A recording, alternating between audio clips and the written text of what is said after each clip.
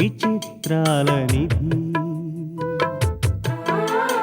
ఓ విధి విచిత్రాల నిధి వింత కథల సారథి ఆశ నిరాశల వారధి నిరంకుశ నిర్ణయాల నిర్దయవానిధి ఓ విధి విచిత్రాల నిధి ఓ విధి విచిత్రాల నిధి.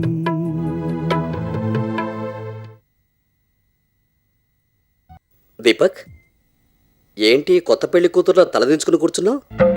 తలదించుకునే పని చేశాను కదా మామయ్య. భార్గవి మత్తులో పడి అమ్మని, సంజయ్ని, మిమ్మల్ని ఎంతగా బాధ పెట్టానో తలుచుకుంటే ఎంత మూర్ఖంగా ప్రవర్తించాననిపిస్తోంది.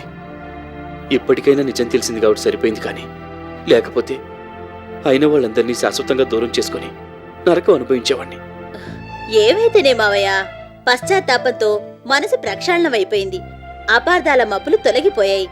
మళ్ళీ ప్రేమాభిమానాల వెలుగులు వెల్లువలా విరజిమ్ముతున్నాయి. తర్వాత సారీ, ఇంత బరువైన డైలాగులు మాట్లాడడానికి మంచి రైటర్ కావాలి.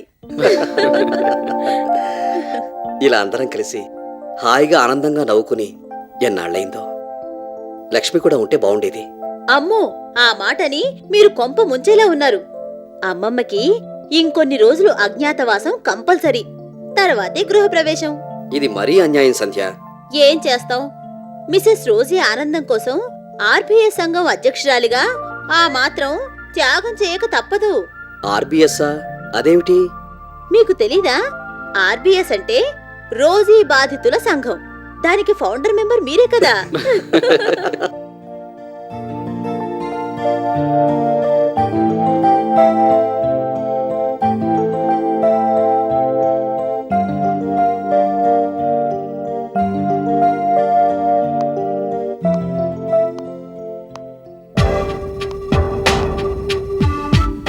Good morning madam. భార్గవి, ఇలా కూర్చో.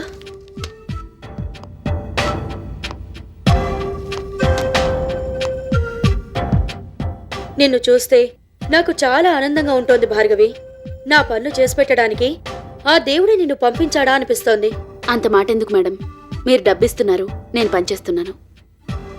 నీలో ఉన్న నిజాయితీ చూస్తే నాకు ముచ్చటేస్తోంది భార్గవి. అందుకే నువ్వంటే నాకెంతో ఇష్టం. నన్ను కాదన్న వాళ్ళని, నాకు ఎదురు తిరిగే వాళ్ళని నేనెంత మాత్రం సహించను. అందుకే లక్ష్మిని చలసానిని, దీపక్ని భార్గవిని, సంధ్యని వినోదిని, వినోదిని లక్ష్మీదేవిని విడదీశాను. ఒకరికొకరు కాకుండా చేశాను. లక్ష్మీదేవిని దీపక్ని విడదీయలేకపోయాను. కానీ నువ్వా పని చేశావు, నా కోరిక తీర్చావు. అందుకే నువ్వు నాకు ఎంతో ఆత్మీయురాలిగా కనిపిస్తావు. మీకు నా మీద అంత నమ్మకం కలగడం నిజంగా నా అదృష్టం మేడం. నీలాంటి నమ్మకమైన మనిషి దొరకడం నిజంగా నా అదృష్టం భార్గవి. వినోద్ దీపక్ సొంత కొడుకైనా వాళ్ళిద్దరి మధ్య తండ్రి కొడుకుల మధ్య ఉండే అనుబంధం, ఆత్మీయతలు లేవు. ఉండకూడదనే వినోద్ని నా దగ్గరే ఉంచుకుని నేనే పెంచాను. తండ్రి కొడుకుల మధ్య ఇంకా దూరం పెరగాలని, దీపక్ని చూస్తేనే వినోద్ అసహించుకోవాలని ప్లాన్ చేసి ఆ రోజు దీపక్ని తీసుకుని రెస్టారెంట్కి రమ్మని నేను నీకు చెప్పాను. నువ్వు కూడా అలాగే తీసుకొచ్చావు. మీరిద్దరూ కలిసుండడం చూడాలని సరిగ్గా అదే టైంకి వినోద్ని అక్కడికి తీసుకొచ్చాను. తర్వాత కథ నీకు తెలిసిందే. అలా వినోద్కి దీపక్కి మధ్య దూరం పెంచి మళ్లీ కలవకుండా విడదీశాను. అనుకున్నది సాధించేంత వరకు మీరు నిద్రపోరని నాకు తెలుసు మేడం. ఆ విషయంలో మీరే నాకు ఇన్స్పిరేషన్. అదే ఇన్స్పిరేషన్తో మిగిలిన పని కూడా పూర్తి చేయి. ఏమిటి మేడం? దీపక్ని రెచ్చగొట్టి లక్ష్మీదేవి ఆస్తంతా రాయించుకునేలా చేయి. ఉన్నదంతా పోయి దిక్కుమాలిన దాన్లా లక్ష్మీదేవి మళ్ళీ గుడిసెలోకి వెళ్ళిపోవాలి. అలాగే మేడం, మాక్సిమం ట్రై చేస్తాను. నాకు ఆఫీస్కి టైం అయింది, నేను వస్తాను. All the best. Thank you madam.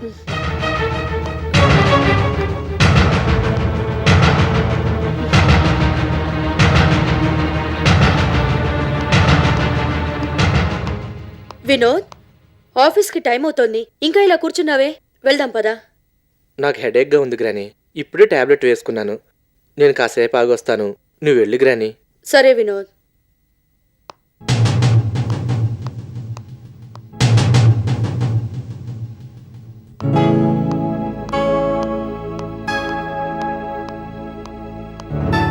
Nookalu ఆయ్. నేను ఆఫీస్కి వెళ్ళొస్తాను. ఉమ్.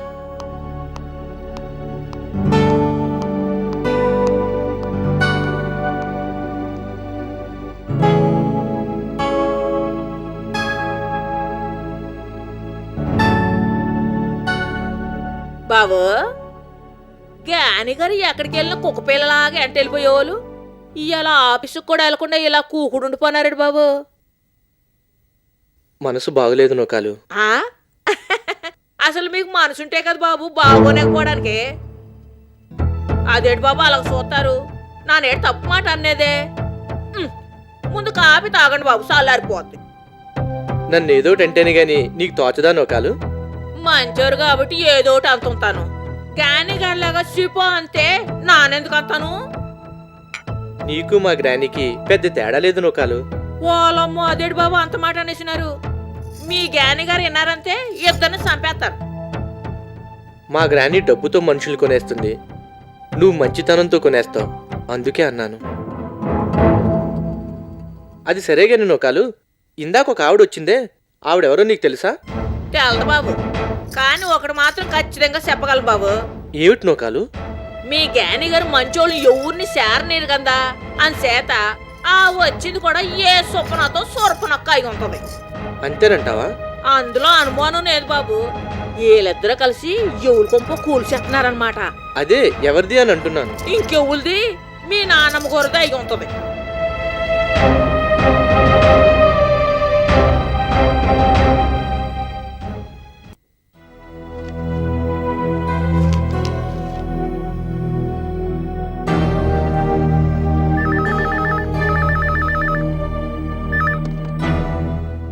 Hello, Deepak here. మీ ఆఫీసులో పనిచేస్తున్న భార్గవి రోజీ మనిషి, మీరు జాగ్రత్తగా ఉండడం మంచిది. మీరెవరు?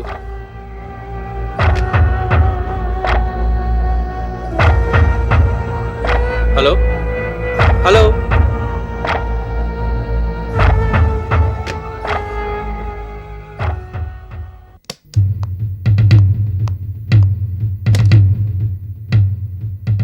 భార్గవి, నిన్న అర్జెంట్గా ఒక లెటర్ టైప్ చేయమని చెప్పాను, అది పూర్తయిందా? లేదు. అదేంటి, ఇవాళ డిస్పాచ్ చేయాలని చెప్పాను కదా భార్గవి. మీరు చెప్పారనే ఆఫీస్ టైం అయిపోయినా కూర్చొని నేనే టైప్ చేశాను. మరేంటి ప్రాబ్లం?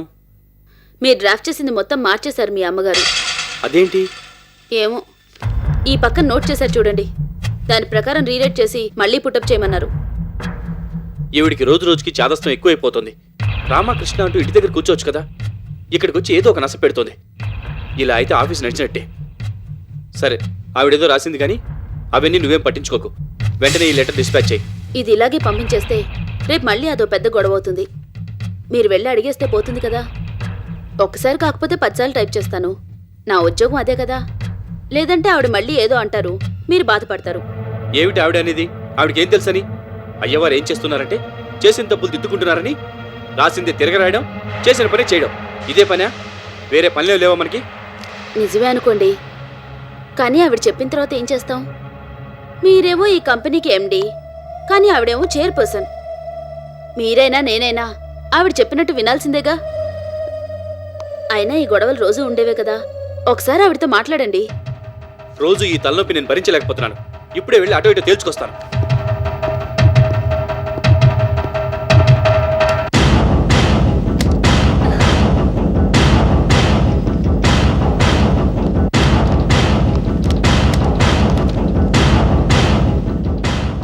అమ్మా, ఈ ఆఫీసు నువ్వైనా నడుపు, నేనైనా నడుపుతాను, అంతేగాని ఇలా అయితే లాభం లేదు. ఏమైంది బాబు? ఏమైందని? ఏమవ్వాలి? నేను లెటర్ పుటప్ చేస్తే మొత్తం దాన్ని మార్చేశావు. పాపం భార్గవి లేట్ హౌస్ లో కూర్చొని టైప్ చేసింది.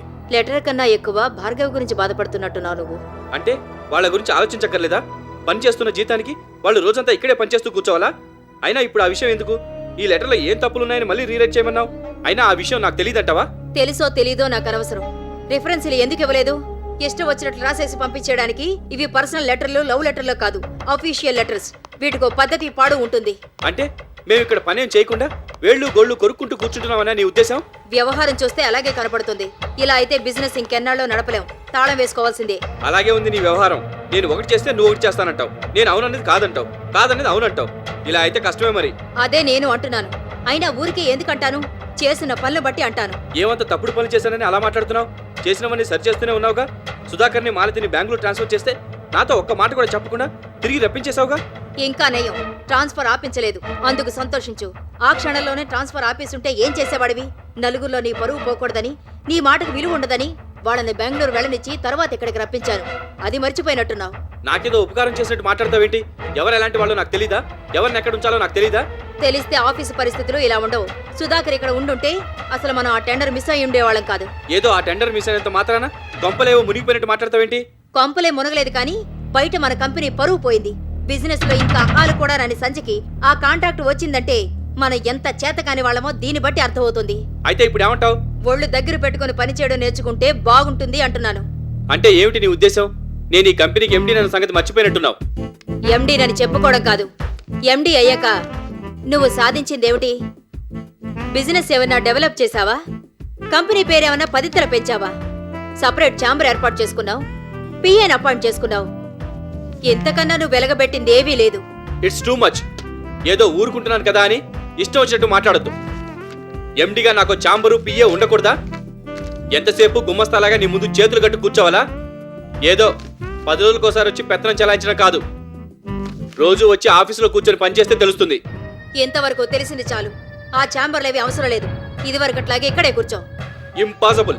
అది మాత్రం జరగని పని. ఎందుకు జరగదు? ఇక్కడుంటే పని తప్ప వేరే ఆలోచనలుండేవి కావు. అక్కడికి వెళ్ళిన దగ్గర నుంచి పనికిమాలిన కబుర్లు ఎక్కువైపోయాయి, పని తక్కువైపోయింది. అమ్మా, ఇప్పటికే నువ్వు చాలా ఎక్కువగా మాట్లాడావు. అయినా పెద్దదాని మీద గౌరవంతో ఊరుకుంటున్నాను. లేకపోతే ఏం చేస్తావు? ఏమిటమ్మా అలా మాట్లాడతావు? అయినా ఎంబీఏ చదివొచ్చిన వాడిని.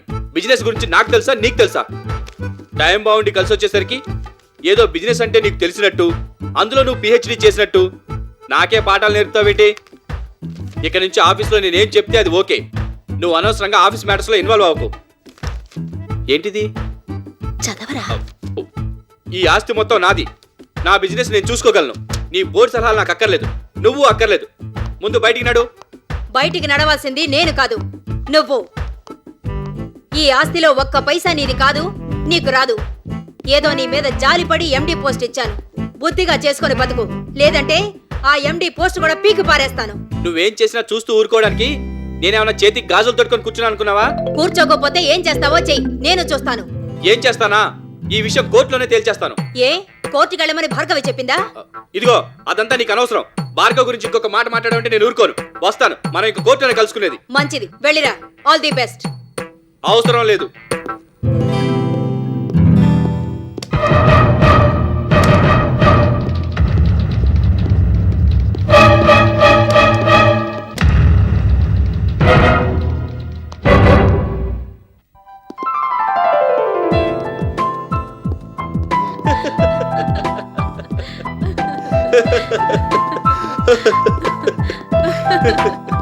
అమ్మా, ఒకవేళ రోజు ఇక్కడికి వచ్చి మనం విడిపోకుండా ఇలా సరదాగా కూర్చొని కబుర్లు చెప్పుకోవడం చూసిందంటే ఆవిడ రియాక్షన్ ఎలా ఉంటుంది? ఎర్రగా కాల్చిన అట్లకాడతో చేతి మీద వాత పెడితే ఎలా ఉంటుందో అలా ఉంటుంది.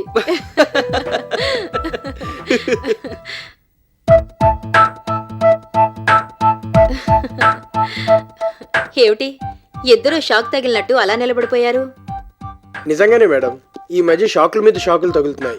ఉదయం మీరు ఆఫీస్లో గట్టిగా అరుచుకుంటుంటే ఇద్దరు విడిపోవటం ఖాయం, మేం మరో చోట ఉద్యోగాలు వెతుక్కోవాలి అనుకున్నాం. ఇప్పుడు మిమ్మల్ని ఇద్దరిని ఇలా చూస్తుంటే నిజంగానే షాక్ అయ్యాం. అదంతా తర్వాత చెప్తాం గానీ ముందు మీరు కూర్చోండి.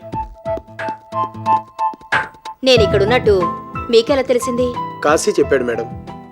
అవును, ఇంతకీ భార్గవి మేడంకి చెప్పే వచ్చారా? ఆ పేరు మాత్రం ఎత్తకండి సార్. భార్గవి అంటేనే భయం వేస్తుంది. మేము ఇలా వచ్చామని తెలిస్తే మళ్ళీ మా ఇంక్రిమెంట్స్ కట్ చేస్తుంది.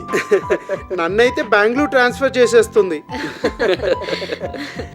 మొత్తానికి భార్గవి ఆఫీసులో అందరినీ గడగడలాడించేసిందన్నమాట. ఇంతకీ మీరెక్కడున్నారేమిటి మేడం? ఆఫీస్ జూదంలో ఓడిపోయిందని అమ్మని అజ్ఞాతవాసంలోకి పంపించింది భార్గవి. మాకంతా కన్ఫ్యూజన్ గా ఉంది సార్. మీరు అర్థమయ్యేలా చెప్తే గానీ లాభం లేదు, లేకపోతే పిచ్చెక్కేలా ఉంది. అసలు విషయం అంటే నిజంగానే పిచ్చెక్కుతుంది. భార్గవి ఎవరో కాదు, రోజీ పంపించిన మనిషి. నిజమా మేడం? అవును, నన్ను దీపక్ని ఎలాగైనా విడదీయాలని ప్లాన్ చేసి భార్గవిని పంపించింది. చంద్రగుప్తుడి మీదకి రాక్షస మంత్రి విషగన్యని ప్రయోగించినట్టు ఈ రోజు భార్గవిని పంపించిందన్నమాట. మీకు ఈ విషయం ఎప్పుడు తెలిసింది మేడం? మొన్ననే తెలిసింది. మరి భార్గవిని వెంటనే పంపించకుండా ఇంకా ఉంచారేమిటి? ఏం లేదు సుధాకర్, భార్గవిని బయటికి పంపించేస్తే కథ లేదు. ఎందుకంటే నేను అమ్మ విడిపోయామని రోజీ చాలా ఆనందంగా ఉంది. రోజీ ఆ ట్రాన్స్లో ఉండగానే మనం ఎదురు దెబ్బ తీయాలి. అందుకని మనం ఆఫీసులో కొత్త నాటకం ఆడుతున్నాం. ఈ విషయం తెలిసినట్టు కాకుండా తెలియనట్టుగానే ఉందాం. నిజం మనకు తెలిసినట్టు భార్గవికి ఏమాత్రం అనుమానం రాకూడదు. సరిగ్గా టైం చూసి ఏ భార్గవినైతే రోజీ మనల్ని దెబ్బతీయడానికి పంపించిందో అదే భార్గవి చేత రోజీని దెబ్బతీయాలి. అందుకని మీరు కూడా ఏమీ తెలియనట్టు నటిస్తూ భార్గవి మేడంకి భయపడుతూ ఆవిడ చెప్పిందల్లా చేస్తూ ఉండండి. మీరు చెప్పిన తర్వాత ఇంకేముంది మేడం, నటనలో జీవించేస్తాం.